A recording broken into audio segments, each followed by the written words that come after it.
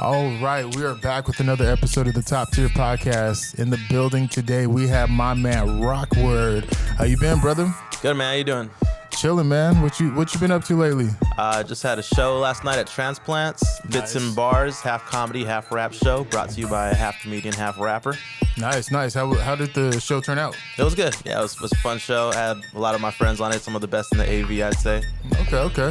When it comes to performing for you, like, how do you find? Do you enjoy the creative process, like writing the bars, studio time, or do you actually enjoy the performance part more? I would say for both comedy and music, I prefer the creative process more than being on stage. But yeah. I do like being on stage. It's just the nerves, sometimes get in the way. Yeah, I definitely agree with that. That's probably why I don't perform that much. Yeah.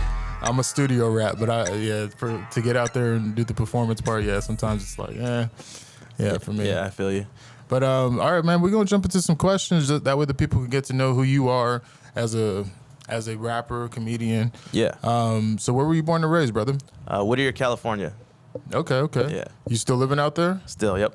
Hey, man, that's dope. How did you end up get out here? Yeah, I got a comedy gig at Big Shots. I had a friend that I met in LA, and then he happened to live out here. Okay. And he gave me a gig at Big Shots, and then it turned out my homie Ed V, who I met through rapping, lives out here. So then I got some rap gigs with him, and Devin Isis, I met him through Ed V. Ed V, honestly, he introduced me to a lot of people out here in the rap community, for sure. Okay. That's dope, man. That's dope. So what are your thoughts on the current state of the game right now as an independent artist? I think I myself don't listen to much of what's pushed, but there's still artists out there doing their thing that I do appreciate, Yeah. And nowadays, like you could find whatever you're searching for, YouTube, Spotify. I personally don't listen to Kodak Black, but yeah, there's artists out there that I'm still privy to that I do like that are still doing things. Like J. Cole's still out there. He's he's mainstream, but he's probably one of the best in my opinion. Yeah, you can't go wrong with Cole, man. I don't know how I feel about the song that he did recently with Drake though. Oh yeah. They did 2 songs together recently, actually. Oh, they did 2? I liked the second one that wasn't pushed as much, honestly, because they're more going bar for bar back and forth, and it was pretty cool. But. Yeah, that's dope. Yeah, that type of caliber of artist is definitely appreciated in my playlist for sure. Yeah. What did you listen to growing up? Eminem. Eminem was my favorite. Honestly, I feel like I was more of an Eminem fan than an overall hip hop fan. There's nothing wrong with that, brother. But yeah, Eminem, he's still one of the greatest, man. Yeah. He's one of the greatest. I love his freestyles when he does them. Like that one that he did with Royce the 5'9". There was no beat or anything, and they were in that. It looked like a parking garage structures. That video.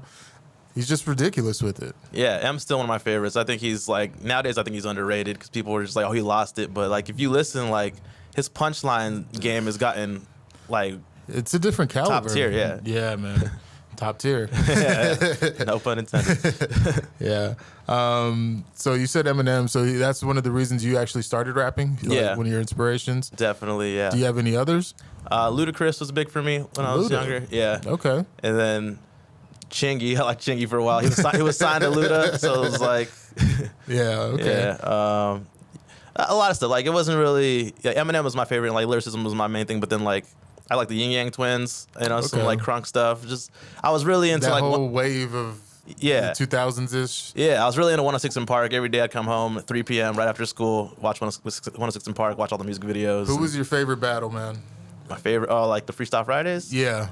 I can't remember one specifically, but I know Jen used to do his thing. Jen was dope as fuck, dude. One of my favorites would have to be also Blind Fury. Oh, yeah, Blind Fury is dope, too. Yeah, definitely. He's still doing his thing, man. You see him on Facebook every so often. I see some videos of him just wasted, just freestyling. But he still got it.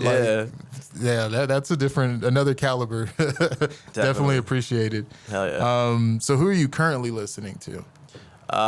Right now, Wax is big for me. I like Wax a lot. Opened for him this past year. Okay, that's dope. I'm still listening to Eminem.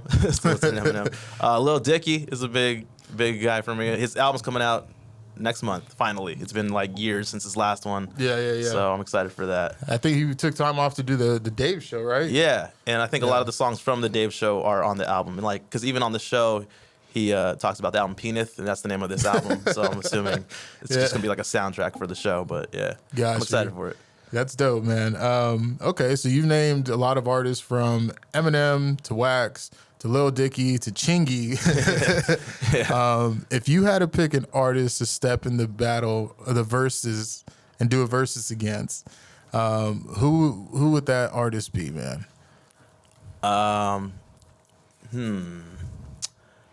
Maybe Hopsin.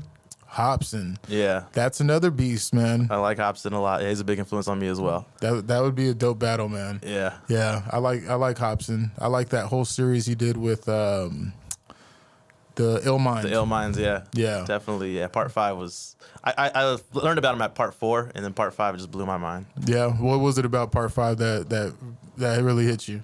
I mean, like in the other ones, he was just barring out, and that one was more like he was preaching, I guess, but like in a way that was appealing, and also that beat just knocked. There's so many layers to it. Yeah.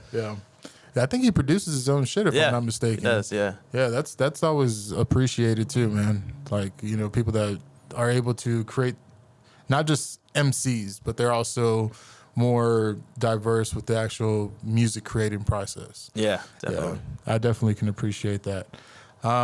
So we know that you rap. What do you do besides music?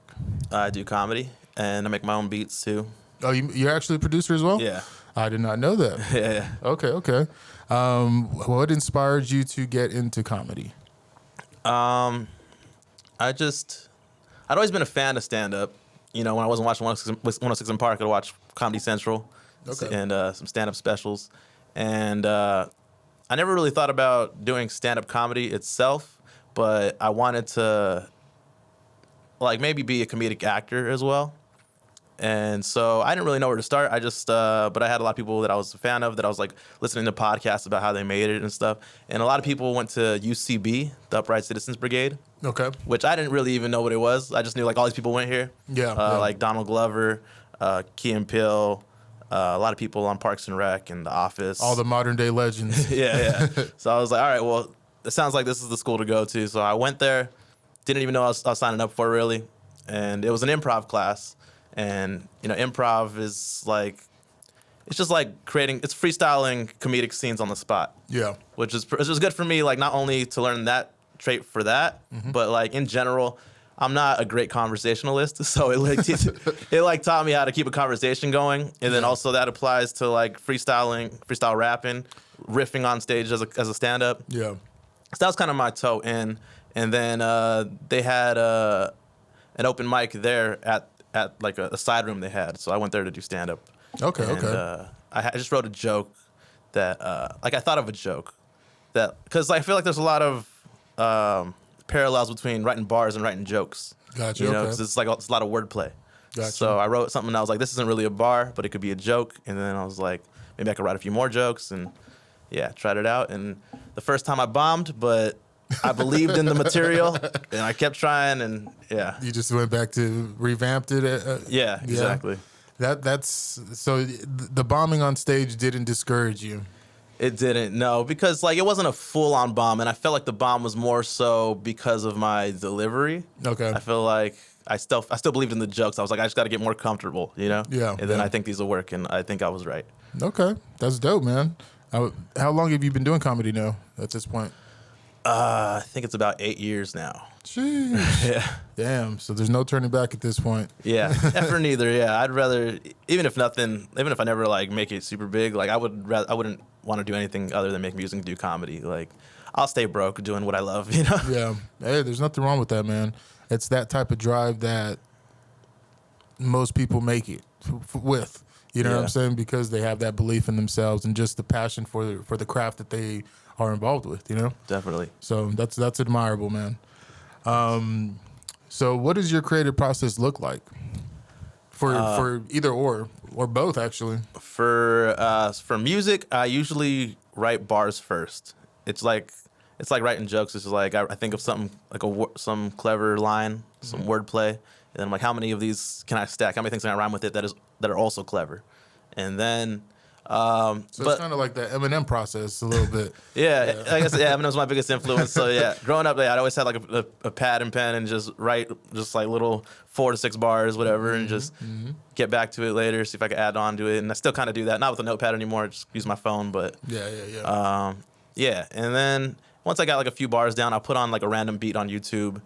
Or just something I've been listening to, like find an instrumental to a beat to a song I've been listening to, and try to put it on that, and then use that to find the rhythm really, and just keep writing, and then I'll make a beat with the same tempo, and then just build off of that. Nice. So that's the usual process. Sometimes I'll just go in and make a beat though, just to make a beat, and then I'll just take one of my raps that's not attached to anything yet, and just try it on that beat, and that's how that starts too. Yeah, I admire you for being able to make a beat.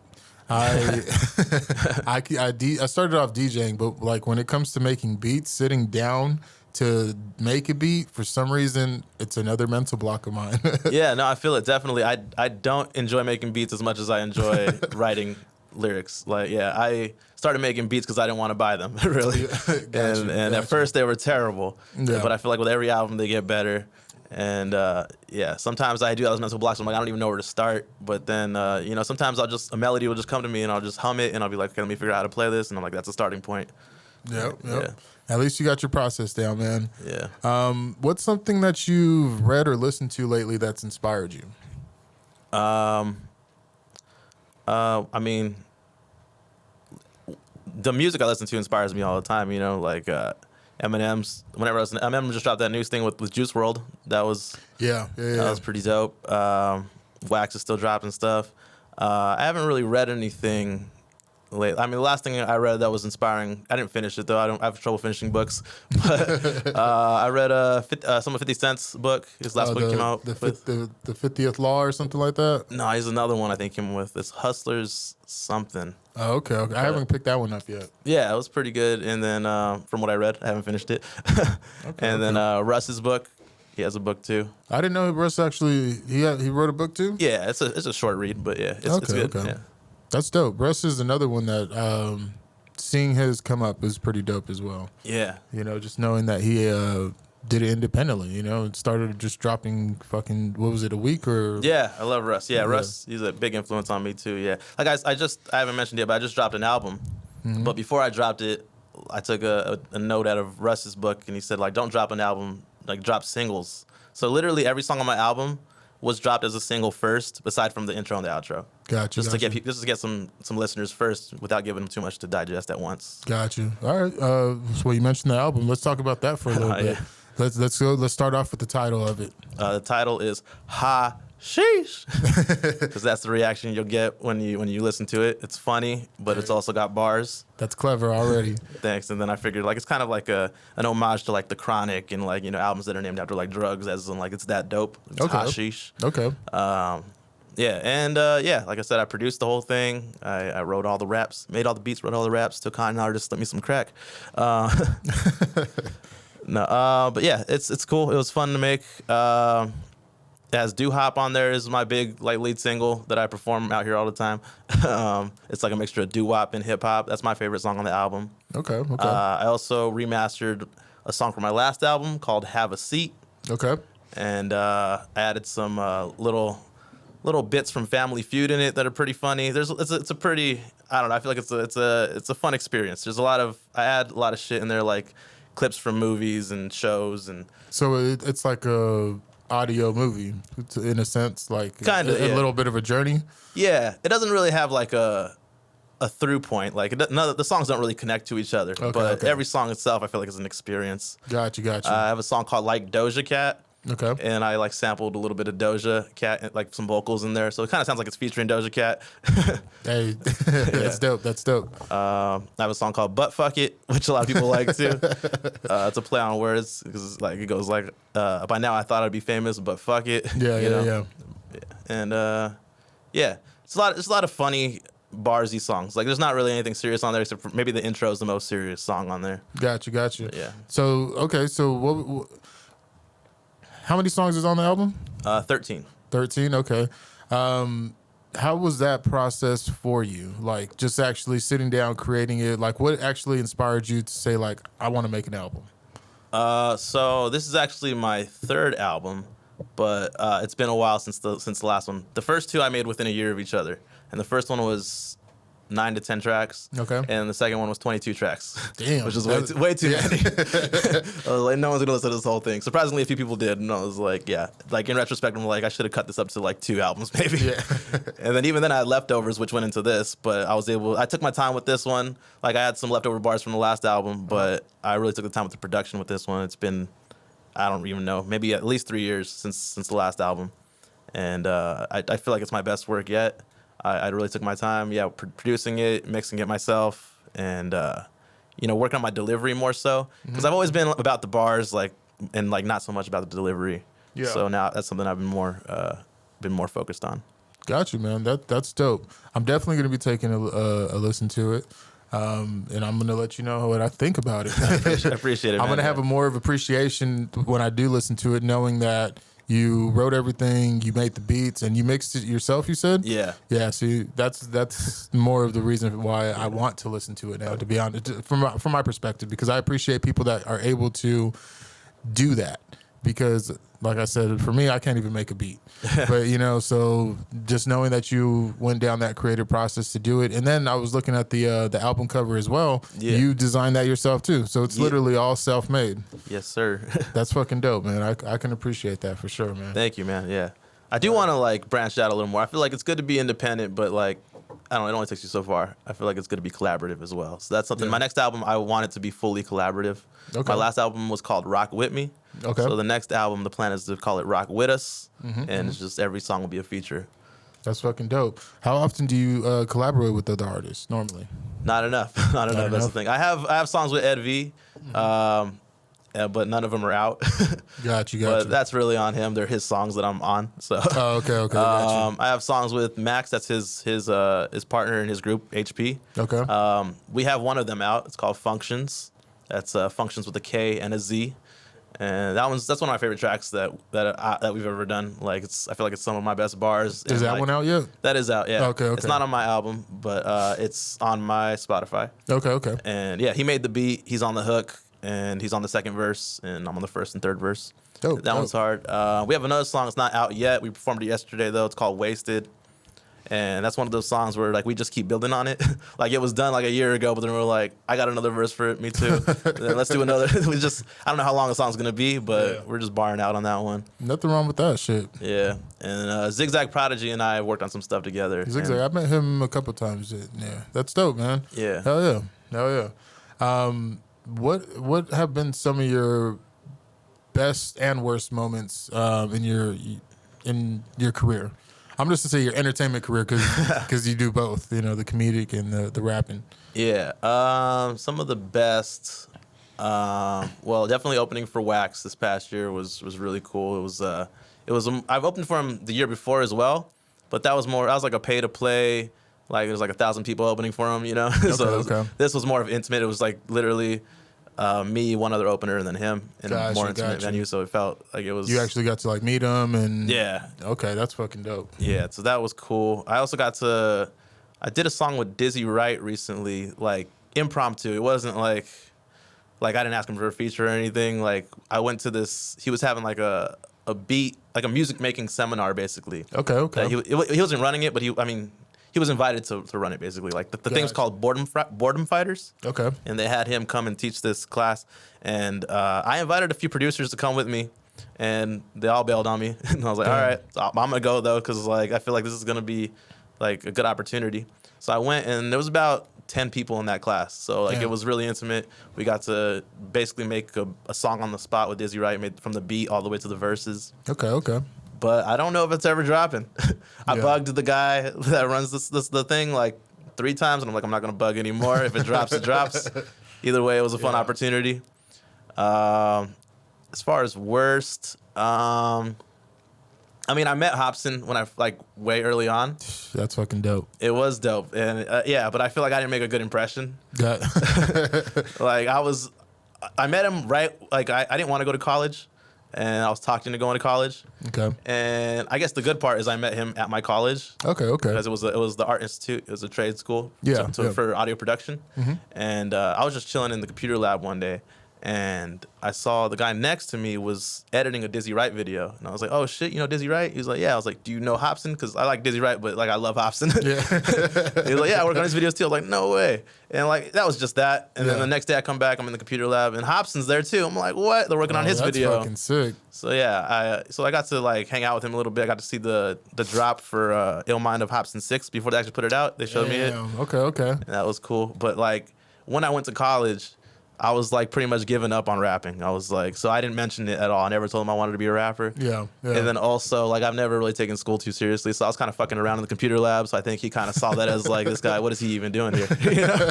So I don't know. For me, that feel like I hope to someday meet him again and like have him listen to my music and see that like, you know, like he's honestly one of my biggest inspirations. Like he makes his own beats. I feel like we have similar cadences, people tell me.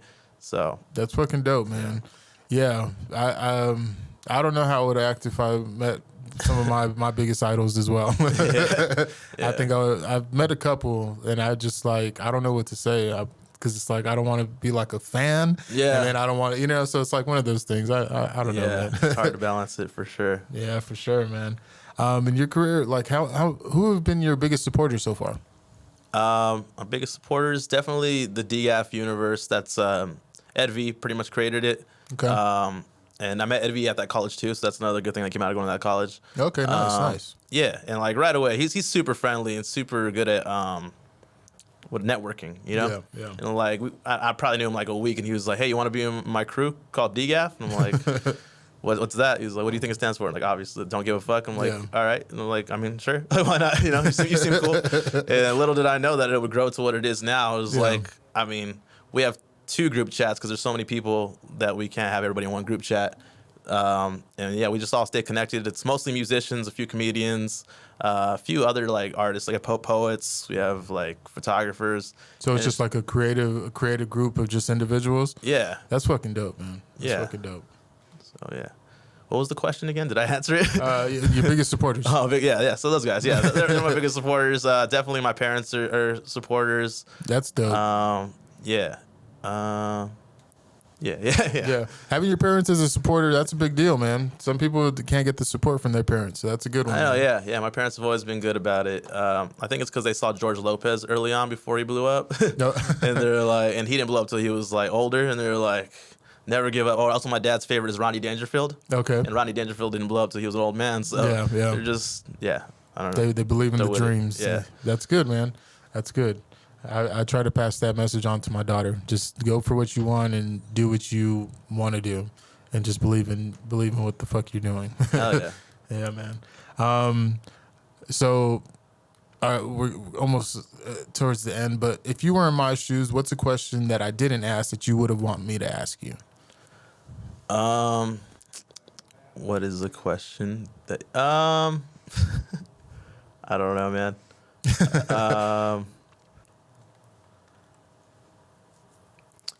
I don't know. All right, let's rephrase. What's something that you want the people to know about you that I haven't asked yet? Okay. I mean, I kind of said everything. I don't know. I rap. I do comedy. I produce shows, bits and bars. I just want to reiterate that bits and bars is my new thing. I'm trying to get off the ground. You host those shows, correct? I host and produce them and book them. Yeah. Okay. I did one in Whittier a couple weeks ago, and that one was a packed house. That's my hometown, so it was really good feeling to have like a really good turnout. For everybody show up for you. Yeah. That was dope. And then we had one yesterday here at Transplants, and I'm just trying to keep that going. I feel like it's a good avenue for me because as a comedian and rapper, I get to display both skills, and also I've met so many people in both worlds that are so talented. It's good to put them on, you know? Yeah, for sure, man. That's fucking dope. I'm happy for you. I'm proud of you. Thank you, man. Thank you. Because when I see people doing their thing, for me, it's just like it encourages me to get the fuck up off my ass and grind. You know what I'm saying? Yeah. So when I see, I may not say nothing, but I do see everybody doing their posts or whatever. And, I see what you're doing, man. I appreciate it and what you're doing. Thank you, man. Thank you. So aside from the album, what are you currently working on? So I'm working on the next album, which will be Rock With Us. So I gotta reach out for collaborations. I got some beats already that are. I don't know if I'm gonna make any beats on this one. I think I want it to be fully collaborative, so other people's beats, features. But also, I've made 2 Christmas songs, and I made a beat for a third one, but I wasn't able to write the lyrics in time to put it out this year. But I also have like other songs I've started. They're Christmas songs. I'm really into Christmas. Nothing wrong with being festive. Yeah, I made this sticker, Jingle Bell Rock. Oh shit! But nice. So I also want to work on a Christmas album throughout this year, and hopefully have a Christmas album out by the end of the year. Okay. Yeah. I fuck with that, man. That's dope. It'll get me in the spirit. For sure, man. Okay, so before I ask the last question, where can the people find you, man? I'm on Instagram at I have 2 Instagrams. One is at socially Rawkward, Rawkward. The other one's Don't Stop the Rock, RAWK. And then my link tree is in the bios of those, and you can find my music at the top link, and then my YouTube's there. And also, this is something I want to put out there. I feel like I have a lot of music on YouTube that I can't put on Spotify because I rapped on other people's beats. Oh, okay, gotcha. I think those songs are severely underrated, and people should go check those out. Go check them out, man. Check this man out. Rawkward in the building. All right, man. Before we get into the bars, I have one last question that I do want to ask you. When I came up with this question, it was just, I wanted to leave a positive message with these podcasts. So what is the message or the impact that you want to leave behind? Do what you love, man. Do what you love. Don't let anybody tell you not to. Don't settle for something less just for money. I feel like it is important to have money, to be financially stable, but ultimately I don't think you'll be really happy if you're not pursuing your passions. Yeah. I fuck with that. Yeah, real talk, man. Rawkward in the building. Can't let you get the hell out of here without dropping some bars, my brother. Hell yeah. All right. You ready for that? I am now. All right. Top tier podcast. It's the Ghost V. We got Rawkward in the building today. I'm going to go ahead and pull up this beat and let this man spit his bars for the day. Make sure you go check him out. Instagram, YouTube, Spotify's. Go get this man the streams up. Do it now. Do it please. now. Hell yeah. All right, so here we go with this beat. Rawkward in the building, top tier podcast. Let's go ahead and get it. Oh, it's sped up. Yeah. Yeah. Rawkward. Ahem. Well, looky what we got here. Rawkward on top tier. It's only fitting since these other rappers are not near. Now all my hip hop peers, some got it to y'all, cheers. But to the rest of y'all ought to be all ears, yeah. The world needs listeners. We can't all be slick with words. I mean, we can, but man, you gotta put in a bit more work if you really wanna rip a verse. If not, you'll get on the track, hit the curb, flip and burn like skirt. So till then, stay driven. Order an Uber, it'll only take minutes. As for your future, depends if you stay with it. Act like a loser, you set your own dang limits. Like, you set your own dang limits when you act like a loser. Me, I'm Bradley Cooper, limitless when I rock it. I call that one a twofer. Drippity drippin' like faucets, I got the swag of a boomer. Spit that crack and not humor, I get as active as shooters. Tryna get to the bag, cause I need racks like a Hooters. Like Nordstrom rack for the looters. Finna make a smash and grab all I can for that tune's worth. So spread this jam like a rumor. Said you're a fan, make me cooler. Some word of mouth could surely help ya. I learned that one from Luda and been on the same damn shit ever since. Except I've been acting a fooler. Yeah. Yo, Ghost, I got one more for you. Go ahead, man. For you. Rawkward, top tier. Let's go. I recently went through a breakup, so I wrote this little ditty. It goes a little something like this. Yeah. I would say fuck my ex, but you probably already did. You probably already did. Yeah, you probably already did. Said I would say fuck my ex, but you probably already did. You probably already did, and the thought of it makes me sick. Yeah, the thought makes me sick, like the thought that she is, and the thought that I thought I was smarter than this. Cause I'm far from a whiz when my heart's in the mix. Falling for tricks, always falling for tricks. Like David Blaine when he takes the watch off your wrist. Like where'd the time go? Guess it's gone with the wind. Gone like I've been off that tonic and gin, trying to block out the thought of a rockin' with him. I would say fuck my ex, but you probably already did. You probably already did. Yeah, you probably already did. Said I would say fuck my ex, but you probably already did. You probably already did, and the thought of it makes me sick. Yeah. Rawkward. The wordplay, I love it. Thank you, man. Thank you. Rawkward in the place, man. Top tier podcast. If you guys do not tune in with this man, I will be highly upset. Make sure you guys go check him out. It's a top tier podcast. Another wonderful episode. Brother, I appreciate you for coming through, man. Thank you for having me, man. This was fun. Of course, man. And we out. Hey.